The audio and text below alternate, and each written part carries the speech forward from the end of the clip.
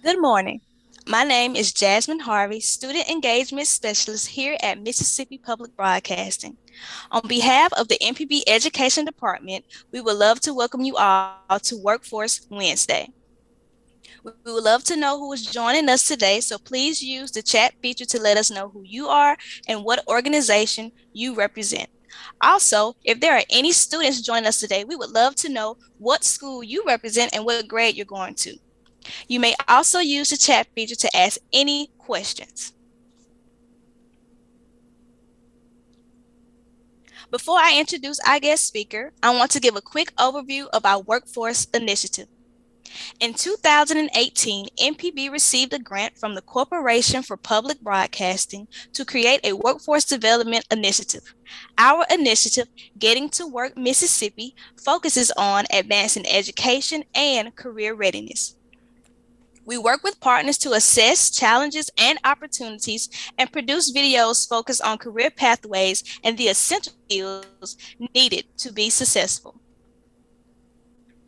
We highlighted careers in these five key industry sectors: energy, manufacturing, healthcare, information technology, and logistics.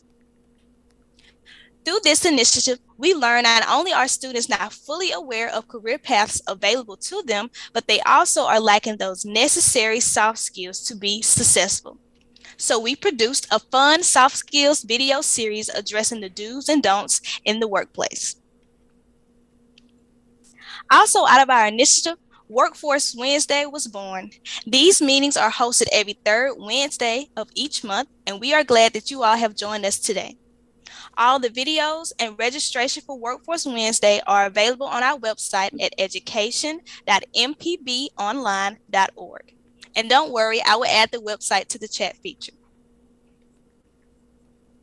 Now it's time to get into our program for today. Welcome to part 2 of our student preparedness series.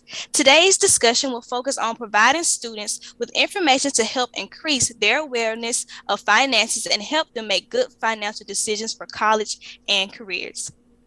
Now I will introduce our guest presenter. Miss Mathis is a native of Atlanta, Georgia, where she attended the University of Georgia in Athens. She began her career in financial services, offering life insurance, stocks, and mutual funds before shifting into selling tax shelters in the educator market.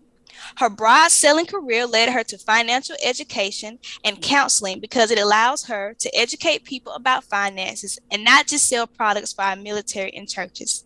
I introduce to you our guest speaker for today. Let's welcome Miss Sonja Mathis. Good afternoon. How is everyone today? I am very happy to be here with you all. We're just going to do some. Okay, Erica, can we? Yeah, I need to share screen. We're going to go through some very brief things today. And if you have questions, I want you to go ahead and put your questions in the chat because sometimes your questions help me remember some things that would be more relevant to you. But thank you, Ms. Harvey, for that introduction. Let's see. I'm going to share, like I said, we're just going to share some information today. Let me pull up. Hold on. Let me stop this. I'm going to pull up another way. And hold on one moment. No, I'll keep that up. We'll just go with this one.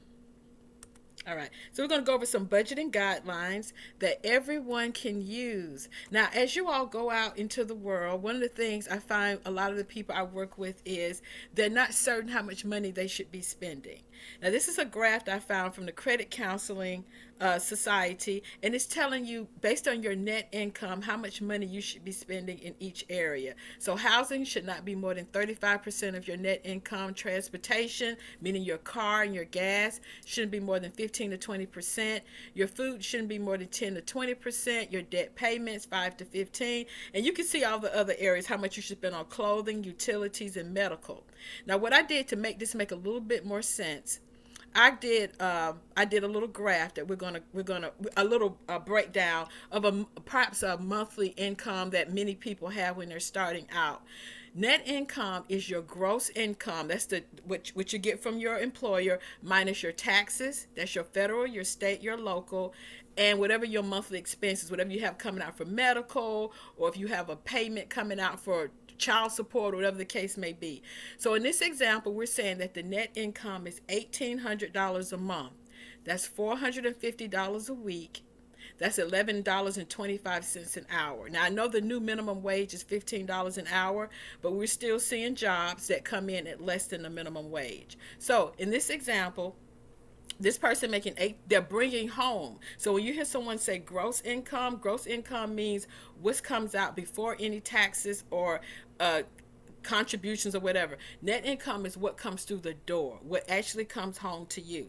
So if you're making $1,800 a month, 35% of that, your rent should not be more than $630 a month. So, when you go out and look at apartments, it's more than just, oh, this apartment is cute or it's near my job. If you're paying more than 35% of your net income in rent, because you still got to feed your stuff, you still got to put gas in the car, you still got to, whatever you got to do.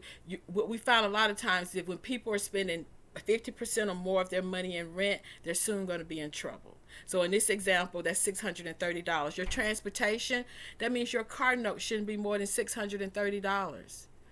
Now, utilities, this is not going to work because utilities are different now with internet and all. $90 is not going to get it for utilities. So that one's a little different. Kind of disregard that one. Food, a lot of people spend money on eating out. If you're spending $5 a day on just one meal a day, that alone was 20 times, and that's 7 days a week. That's almost $140. You multiply that times four. The yeah. Food, the food, but the eating out budget alone can be $400, $500, $600, and we haven't even included grocery shopping. Your debt payments, meaning your student loans or whatever, $270. Clothing, $90 a month. And there should be money that you're putting away for your own savings, which would be anywhere from $90 to $180 in this example. And then personal care, $90 a month. So now let's look at what should be in a budget. Because a lot of times when I sit with people and do a budget, they only want to give me the rent, the mortgage, and the car note. I'm just going to read through these things. A budget includes not just your rent and mortgage and car note, but your utilities, water, trash, sewer, gas, and electric. If you have Hulu, Netflix, Spotify, Amazon Prime, that is in your budget. Your grocery shopping's in your budget. Your eating out, breakfast, lunch, and dinner. Entertainment, your hobbies, your interests, your collections. If you collect stamps, if you collect Jordans, whatever you're collecting, that's a part of your budget. One in social work, this is Paul. May I help you? Your phones, e-cells and landline, internet, gas for the car, insurance for the car, maintenance for the car, your oil changes, your tires, your tune-ups. That's a part of your budget. If you have any life insurance, health insurance. Now, if your life insurance and health insurance come out of your paycheck, you don't need to include that. We're only including things that come out after the paycheck. Your gym memberships. If you have pets, if you take them to the groomer, however often you take them to get their toes clipped, to get clean, that has to be included in your budget. A lot of times the females do not want to include their hair, but your manicures and your pedicures, most of us are getting those done on a regular basis. That's in the budget. If you're a churchgoer, your tithes and offerings are included in the budget. If you go to Starbucks regularly, because most of the people I know who go to Starbucks, they go daily or close to daily. That's a part of your budget. If you have a house, your lawn care, your painting, your repairs, that goes in the budget. Any money for savings, debts, your credit cards, your student loans, other loans. If you have loans to family members, like I down here, and if you help family members, if you're sending money back to your grandmother or your auntie or your younger sister on a regular basis, that is a part of your budget. Alimony, child support, and daycare as well. Daycare can be pretty expensive. That is a part of your budget. So when you sit down and do a budget, it's not just the big things. Whatever you're doing regularly is included in how you are managing your money. So that's the part, the budget. Now, do anybody have any questions about that? I would encourage you, you can reach out to me, or I have worksheets I could pass on to Ms. Shelton and Ms. Harvey. But all you need is a piece of paper and write down these numbers of these things that we've listed here. And like I said, this graph, I'm going to send Ms. Shelton, Ms. Harvey, a PDF of this. But you take this and you look at these percentages and make sure your percentages are lining up with that. All right. So I'm going to keep moving. I'll be happy to come back to this. If you have any questions, I'm going to make sure we have a chance to get to everything I want to go over today. So next I'm going to touch on credit, because this is a big issue that gets people kind of in a tizzy for years and years. Okay, so these are the ways credit the way credit is calculated. Payment history is 35% of the credit score. Just make sure you pay your payments on time. If you make one payment late, 1 30-day late, really affects your credit score. And you want your credit score to be strong. When you find out people, and because we hear a lot, such and such couldn't qualify for a car, they had to go to cosigner. It's these things that we're going over right now that determine whether or not you need a cosigner, whether or not you get a good interest rate or a high interest rate on your car, your home, your student loan, whatever you get. How much you owe is 30% of the credit score. So 65% of the credit score is making your payments on time, your payment history, and how much you owe. 15% of the credit history is the length. So when you open your first credit card at 18, by the time you're 30, that card is 12 years old. You want to be careful closing credit cards. I usually tell people don't close them, because when you close a credit card, you wipe out all your history. And then that's another place where people mess up. They're doing pretty good. They close a credit card. Maybe they had $5,000 of available credit. They wipe it all out and they have to start over. New credit is 10% of your credit score, and the types of credit makes up 10% of the credit score. That means if all you have are credit cards, that's just one type of credit.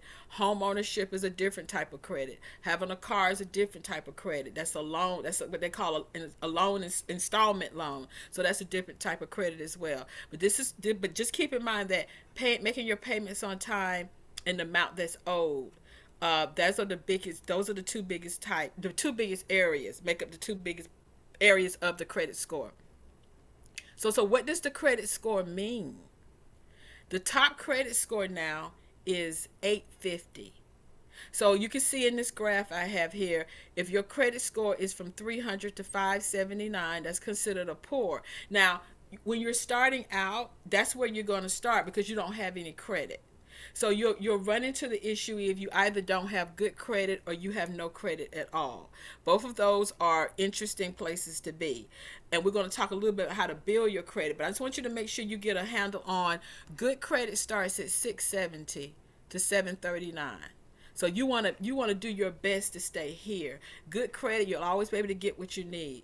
Very good credit, I would like to see you all here. Very good. Starts at 740, goes all the way up to 799. And excellent credit is 800 plus. Once you get to 800 plus, you get the best interest rates. A lot of times you don't pay much at all for anything you have, because you've deemed what the companies call credit worthy, and they want to work with you. Once you get to very good and good, no one's going to turn you down for anything. But that goes back to making your payments on time and not having too much on credit. The rule is, if, like, for example, if your credit limit is 1,000, let's say it's 500. Let's say your credit limit on your card is 500. Do your best to never spend more than 250.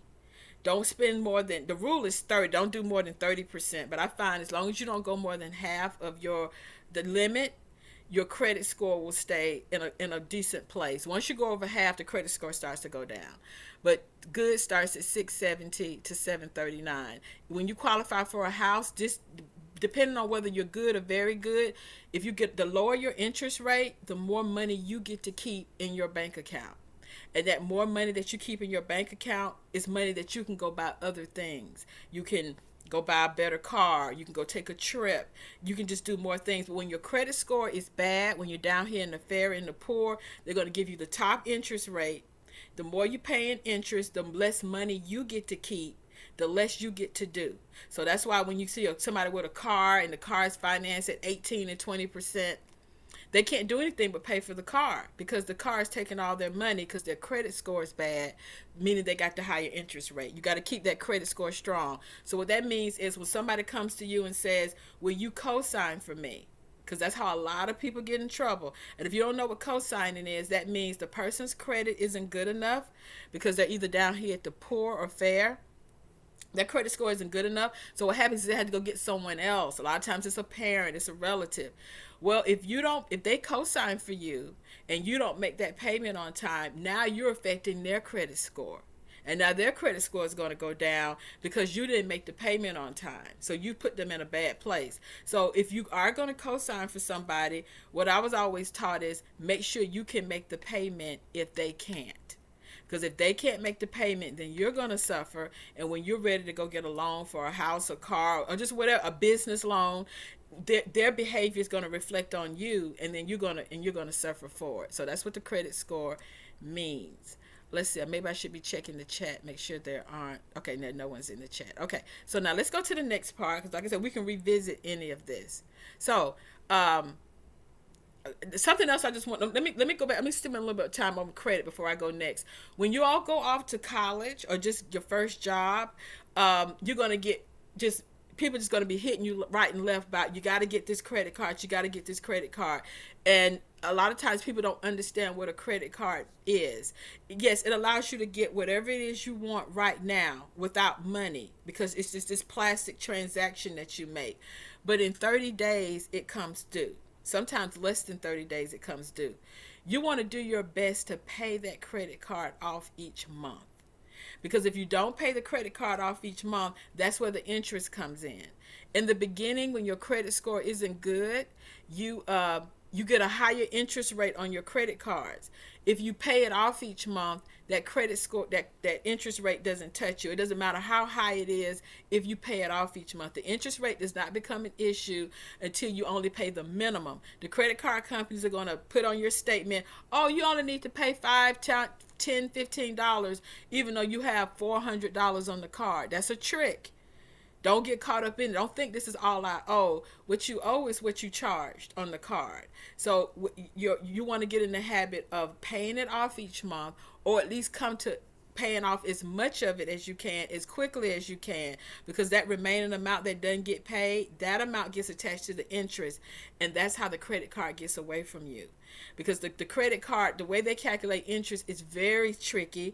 Perhaps if we have another session, that one gets a little bit more complicated. We can break that down because I do have a PowerPoint I've created where it breaks down how the interest on the credit card is calculated. It is very sneaky. It's very sneaky, and with you letting that money stay on there, it'll get away from you really quickly. All right. The next thing I want to go over with you is taxes.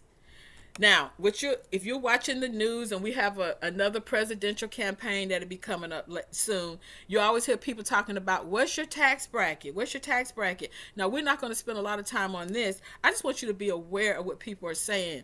Now, you got the 10% tax bracket, the 12, the 22, the 24, the 32, and the 35. Now, as you can see, if you're a single filer, from 0 to 10,275 puts you in the 10% tax bracket. Once you get over 10,275, you move into 12%. And you can see what it is for the 22. That's 41,776 up to 89,075. And once you get over 89,000, now you're in the 24, and then you got these higher tax brackets. Now, of course, the thing is at tax time, at presidential time, everybody's trying to get the tax brackets changed because everybody wants to pay less in taxes. And like I said, I'm not going to spend a lot of time here. I just wanted you to be aware of what this means. Married filing joint, married filing separate. A lot of your mothers and maybe your fathers file head of household. So you can see 10% means something different depending on how you file as a single, a married filing jointly, a married filing separate, or head of household. And each bracket has that. So like I said, just have an idea of where you are, what bracket you're in. That's important in the United States to at least know your bracket. And as your income goes up, you want to be aware of ways to pay less in taxes. We won't get into that today, but that's something called tax shelters, the way to reduce what you actually pay in taxes. Let's see, there was something else I want to go. So are there any questions? I got about 4 minutes, almost 5 minutes left. I can review or revisit anything. I could always spend more time on credit, but one thing I want to emphasize is the budget everything starts with the budget. If the budget is not in place, if the budget is not solid, what happens is people start to lean on credit. and they keep leaning on credit, and then what happens is once the amount this 30% gets too high, and they call it debt to income ratio. Once this 30% gets too high, then the payment history starts to suffer, and because you can't make the payments on time because you owe too much. And so once this 35 and this 30% become working against you, that's when your credit score starts to go down. You go down from very good to fair. And then once that happens, you can't qualify for anything. And then, like I said, everything's a domino effect. And that's why I chose these four things to start with. Everything starts with the budget. Get a handle on how much money is coming through the door, how much money is coming into your household, or what your expenses are. Sit down and make sure, just don't keep everything in your head. Keep a good running example of who do I owe, how much do I owe them, how long did I finance my car? Is it for 48 months or 60 months or 72 months? Start with your budget. Everything starts with your budget. You're not even going to be able to be a good investor, be it cryptocurrency or whatever it is. You won't be able to be a good investor until you know how much money you're spending. Because let's say you got a good investment and it's making a lot of money, it's moving up. If your money is not where it should be, you'll have to go into your investments and pull all the money out to keep up with your rent or your mortgage or whatever it is you need. And so what would be the purpose of having a good investment if you're having to use it to keep up with your credit payments, to keep up with your rent, your mortgage, or whatever the case may be? So everything starts there. Let's see, we went over the credit score. We talked about the tax brackets. Like I said, right now, this is not going to mean a lot to you, but I wanted you just to be aware when you hear these terms. These are terms you're going to hear all the time. And part of this program, which I think is awesome, is making sure that you're just more aware of what these terms mean when you hear them. And like I said, right now, most of you are probably in the 10. Some of you may be working, and maybe you are in the 12% if you're working part-time or whatever. But most of you are probably in the 10% tax bracket, which is a wonderful place to start. That's all a wonderful place to build your credit and whatever else that you want going forward. But sit down and get an idea of what is it that you would like to create for yourself financially. Just don't get up and go to work every day, or go to school every day. Get an idea of what your goals would be. Now I think somebody has questions. I want to just go on and jump into the questions. If we can, I got about a minute left, but I'm willing to forego that if there's some questions out there that we can get into. Okay, Miss Sonja. Um, Thank you for that valuable information. We do have several questions. Okay. The questions that we do have is what should middle and high school students be thinking about their money right now? And what can they do now to have a solid start with their money when they leave high school? Oh, wonderful question. Right now, at that age, they're still too young to have their own account. So I would think, say, get a joint account with a parent or just with an adult they trust. Because I have encountered some children that don't trust their parents. I'm sure that's none of that going on here. But saving would be most important at this point. Around age 15 or 16, I Mhm. will go to the bank or some investment place, open up a Roth IRA, Roth IRA. They can have a person go with them and open it up. The beauty of a Roth IRA is once they reach retirement age, the whole account becomes tax free to them. So if you start at 15, by the time you get to retirement age, you really should be a millionaire. And so save up the money until then. I would get somebody I trust to go with me to the bank, open me up a Roth IRA in my name, and I would start. And you can do up to, I think the number's up to 6,000. It might even be up to $7,000 a year now. You don't have to hit that, even if you're just doing 25 bucks a month, whatever. But what you will find if you start at 15, 25, 35, 45, 50, that's 40 years. That's 40 years. You would never have to work that hard, and you really could come out of here a millionaire by the time you get retirement age, just from that Roth that you started when you were 15, 16 years old. Okay, thank you. I have another question. And I Go remember ahead. this as a high school student as well. I remember being offered credit cards when I was in the 12th grade. So the next question is, should a student get a credit card? If so, when is the best time to do so? Are we saying student like high school or college? I would say both high school and college. Well, okay. High school is going to be a little difficult because you're not 18. You will have to go on. What I think parents should do is, if they have good credit, make the child an authorized user on their card.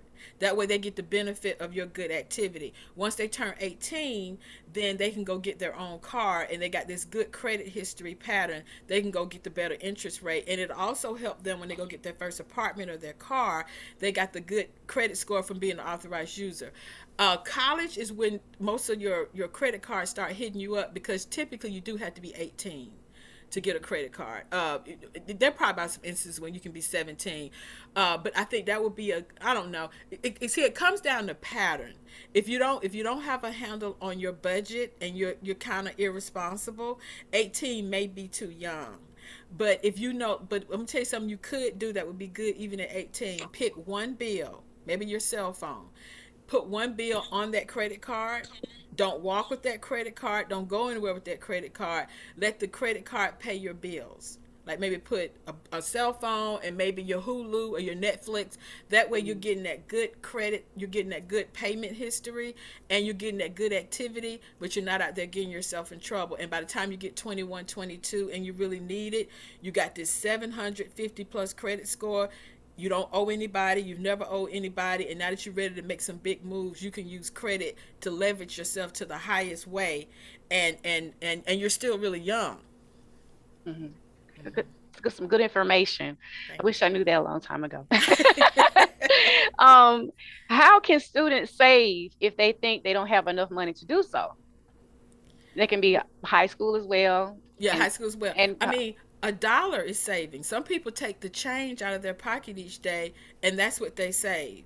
That's the good thing about being young. It's not like you're trying to make the house note or the car note. Anything you have is saving. So if it's just $1 a day, $2 a day, $2 a day, I would try to make it a little bit more. If I was able to save, let's say, $2 to $3 each day for a week, I would see next week if I can make it $4. But at that point, it's about just the habit. If you can just get a habit of, I put away $1.50 each day, that habit at 13, 12, 13, that becomes a remarkable habit when you're 40, 45, 50 years old. And now, instead of $1, now maybe you could put away $1,500 a day. And then that's going to make a huge difference, because that's about the discipline you set when you were much younger, that I don't spend this, I put it away. And it really does translate into something different when you make more and you're older. And we know putting away $1,000 a day, that's life transformative. So yeah. Mm-hmm. Yeah. And one more question. Can you talk to us about financial discipline and how students can build up their discipline? Well, I think one thing is to set some goals. Say, okay, at the end of this year, I want to purchase this, or I want to do that. And then you write down, okay, so so I'm putting away my money. I'm putting whatever you decide. I'm putting away $1, $2, and then when you get to the end of the year, or the spring, or whatever date you set, you look at your goals and say, of my goals that I set, what amount of money do I have that I can make this happen? And a lot of times what happens is, if the money you have isn't enough, but you've set that intention, it becomes an ambition that next year is going, or the next 6 months maybe, will be different, because now you've aligned goal setting with the discipline of putting the money away. Now, did the discipline meet the goal? Maybe, maybe not. But you're aligning those two ideas, that they can begin to work together. That's what I found a lot of times with the adults. They haven't put the discipline with the goal. But you're starting this young, and then, like I said, if it's not enough money, then next time there will be more money, because you understand what needs to happen to meet your goal. So that's the financial discipline. Okay. Well, thank you. If we don't have any further questions, I would like to turn it over to Ms. Jasmine Harvey. But once again, thank you, Ms. Sonja, for your insightful information. I hope their students took it all in, soaked it in, because this is something that's going to impact your life for the long haul. Yeah. Okay. Thank you. So now we're going to turn the program back over to Ms. Harvey. All right, let's give Ms. Mathis a round of applause for that great program, for the great discussion that she had today. I thank each and every one of you for joining us today. And now we're going to transition into door prizes. Remember, you must be present to win. And so we're going to get it pulled up here.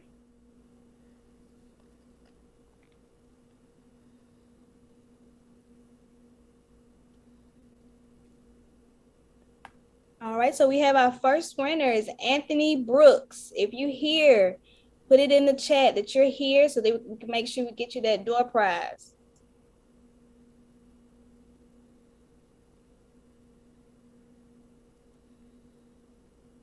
All right, we're gonna spin it again.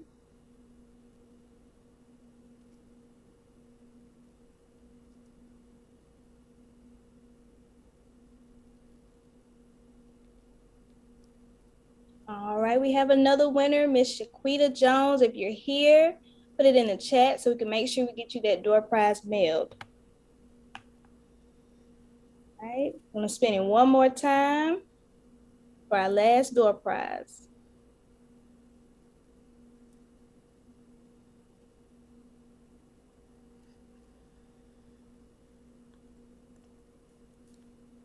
All right, Miss Britannia Kendrick, you are our third winner. Be sure to put your information in the chat. Let me know that you're here so we get your door prize mailed. And now I will turn it over to Erica for announcements.